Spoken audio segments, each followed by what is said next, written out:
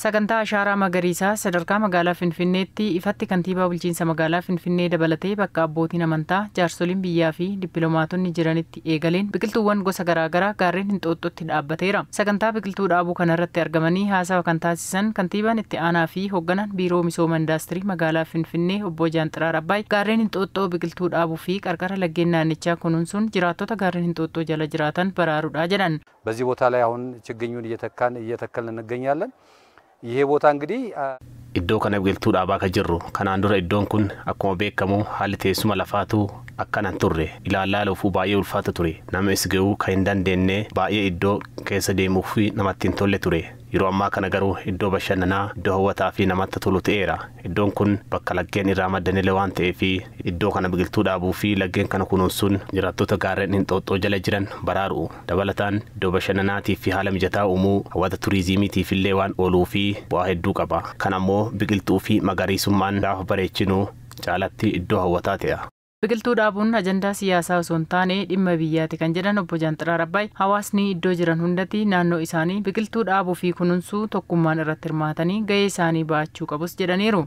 ዛፍ መትከል በየትኛውም መንገድ አጀንዳ የፖለቲካ አጀንዳ አይደለም የሀገር ጉዳይ ስለሆነ biqiltuu dhaabuu gama kamiinuu ajandaa siyaasaatti uun qabu dhimma biyyaati waan ta'eef hawaasni naannoo kamuu jiraatu biqiltuu dhaabuu fi kunuunsuu akka qabu yaamicha taasisuun barbaada. Barattoonni abbootiin amantaa akkasumallee hojjettoota mootummaa fi hawaasa hunda biratti biqiltuu dhaabuun ajandaa waloo ta'eera. Kan ammoo itti fufsiisuu qabna.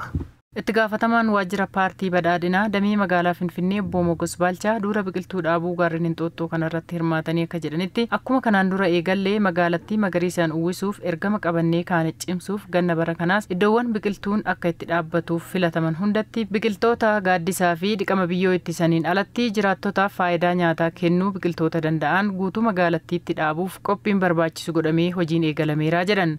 ከዚህ በፊትም የጀመርናቸው ከተማችንን አረንጓዴ ማልበስ kanaan dura sochii ashaaraa magariisaan magaalattii bareechuu fi hawwattuu taasisuuf jiraattotaaf haala mijataa uumuuf hojii garaagaraa hojjechaa turreerra. Kanuma cimsuuf ganna bara kanaatiin immoo iddoowwan biqiltuuf dhaabuuf qophaa'an hundatti biqiltoota faayidaa garaagaraa qaban keessattuu biqiltoota faayidaa nyaataaf oolan dhaabuuf qophoofneerra.